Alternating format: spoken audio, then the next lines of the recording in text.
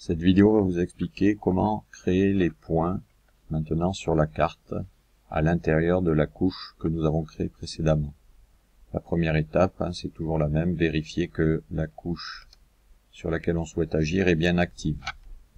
Deuxième étape, on va la basculer en mode édition de manière à pouvoir la modifier. Soit par un clic droit, on bascule en mode édition. Sinon, on retrouve ce petit crayon dans la barre d'outils, ici, là-haut. Une fois que vous êtes en mode édition, vous avez la totalité des outils de création de différentes formes. Donc ici, création d'une nouvelle entité, c'est-à-dire que je vais créer un point sur ma carte. J'active l'outil. Et à présent, à chaque fois que je vais cliquer sur ma carte, ici, je vais créer un point.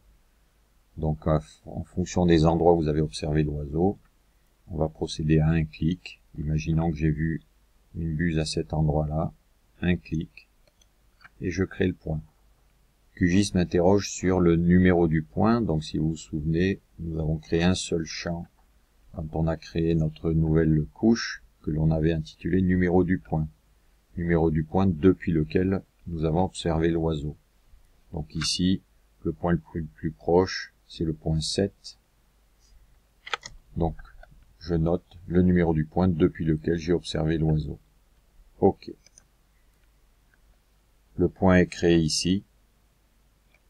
Et si on regarde par un clic droit, pour afficher la table d'attributs, j'ai une nouvelle entité qui s'est créée et qui me référence le numéro du point sur lequel l'oiseau a été trouvé. Une fois que la création de tous les points a été faite, ne pas oublier de fermer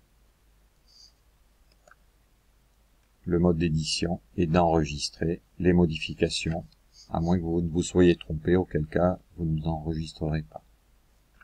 Ici, ma création du point est bonne, j'enregistre, et ma couche est enregistrée, et je ne peux plus faire de modifications.